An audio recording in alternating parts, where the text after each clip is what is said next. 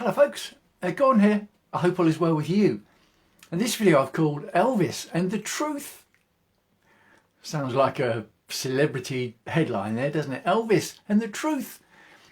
It's the 8th of January as I'm recording this, and Elvis's birthday. He would have been 85 this year. Died in 1977. And I found a lovely quote from him, and it's a quote image I made. I posted it in this group. I'll post it again under this video when I finish the video. And a quote from Elvis: "Truth is like the sun. You can shut it away for a time, but it ain't going away." Truth is like the sun. You can shut it away for a time, but it ain't going away. So there's two things that I thought I might talk about today. When it comes to that quote image. One is the Elvis story, and two is what he was talking about in the quote. So I will just mention that. When it comes to your truth, whether that's in health, wealth, career, relationships, lifestyle, what truth have you been shutting out?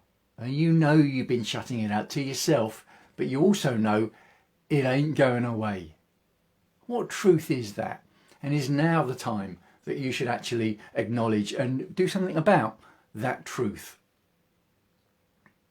Now, when it comes to Elvis's story, in the goal achievement sphere, he didn't set out to become one of the most famous men in history.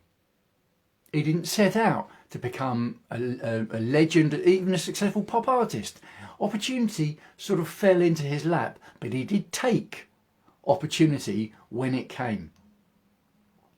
Because when he first went and cut that disc in a little recording booth in Sun Records, that was just almost for the sake of it. It wasn't trying to try and chase a dream, it was just to see what happened, just to see what it sounded like. Now, as it happened, there was a secretary working there who heard it. And it was the secretary who rang up her boss, Sam Phillips, and said, "Oh, you might want to listen to this."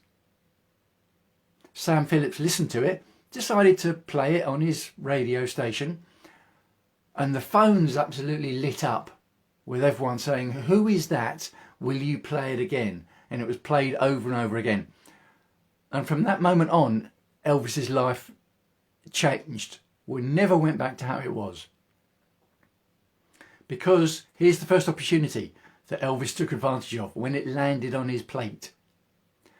Was that Sam Phillips, after the feedback and the demands to play this record over and over again, Sam Phillips said to Elvis, "Why don't you put a little group together with a couple of musicians?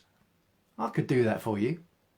And Elvis could have said, "Oh no, that's not what I want to do." Elvis could have said, no, I'm not good enough to do that." Elvis said, "Yes." So the group got put together, went out on the road. They would play anywhere and everywhere that would take them. They played all the time. They were on the road all the time. And although that opportunity had landed on Elvis's plate, it was his charisma on stage, his charisma off stage. He was a young, odd-looking white man who sounded like a black man and thrusted his pelvis around. So a lot of sexual charge to the young girls in the audience.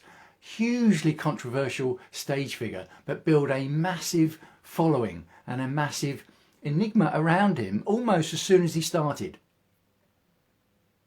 Now, here's the second opportunity that fell in Elvis's plate, because he was doing okay, bringing in money in to support his family, working out on the road, touring all the time. And Elvis was spotted by a manager, Colonel Tom Parker, who wasn't a colonel and wasn't called Tom Parker actually. He was an illegal Dutch immigrant. But nevertheless, Tom Parker was a old school fairground hustler who was promoting shows himself. Bigger shows than the shows that Elvis was doing. So Tom Parker saw Elvis and realised that he would be great for his own shows. And then when Tom Parker approached Elvis, Elvis realised that Tom Parker could get him bigger shows than he was already doing. So Elvis said yes to that as well. That's the second opportunity that Elvis said yes to when he could have turned it down. Now, as it happened, signing with Tom Parker, that's what turned Elvis into one of the most famous men in history.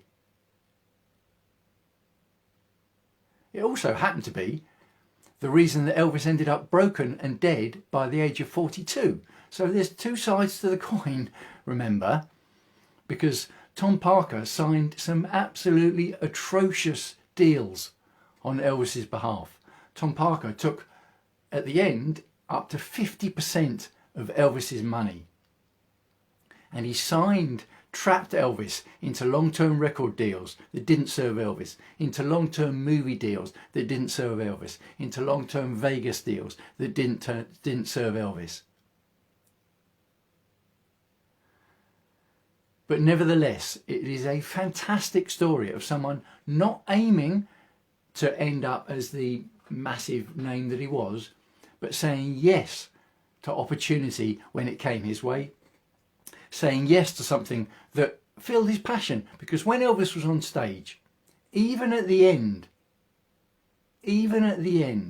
but certainly all the way through, when Elvis was performing, particularly in front of a live audience, you could tell that he was in his place, that he was in the zone. He was connecting with people, he was expressing a part of his personality that meant something to him. He didn't have to worry about justifying himself to anyone else. That was his place on stage, and a lot of performers can relate to that. Issy is saying hello. May have to watch the replay. Loved Elvis without knowing. Oh, fantastic story, the Elvis story. Sad as well, because as I say, he ended up broken and dead at the age of 42. So yeah, but an interesting story of his, an interesting that quote image that I will say again. Truth is like the sun. You can shut it away for a time, but it ain't going away. Great little quote from Elvis that I unearthed a little while ago. So I will ask again, what is your truth? In health, wealth, career, relationships, lifestyle, what is your truth that you've been trying to shut out from others, that you've been trying to shut out to yourself as well? Okay, signing off for now. Looking forward to hearing more of your comments. Maybe you've got a favourite Elvis song, or maybe you've got a favourite Elvis movie, or maybe you don't know many of Elvis's songs. There's a lot of crap because he made a huge amount of songs, again as a result of these bad contracts that Tom Parker signed him into. He had a huge output of music, and a lot of it was crap, but a lot of it was superb. There's some gems in there as well, particularly some of the live stuff, the early Vegas stuff. Everyone thinks of Elvis at Vegas as fat, stuff with burgers and high on drugs. In the early Vegas years, maybe 70 to 1972, he was fantastic in his prime. Issy's saying Suspicious Minds. Yeah, Suspicious Minds is a great song actually. It's an Elvis favourite for a lot of people.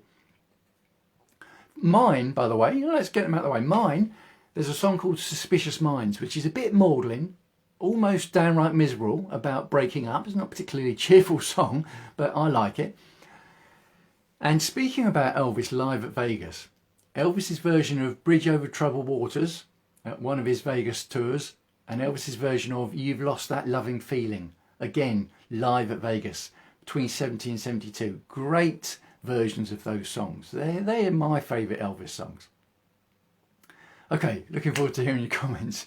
Wishing you as ever health and happiness. Oh, and also comments about your truth, by the way, not just about Elvis, about your truth that you might have been covering up for yourself. And maybe it's time that you started embracing, that's the word I'm looking for, started embracing your truth in health, wealth, career, relationships or lifestyle. Okay, I've slipped into waffle mode. I am going to sign off. I'll speak to you again soon.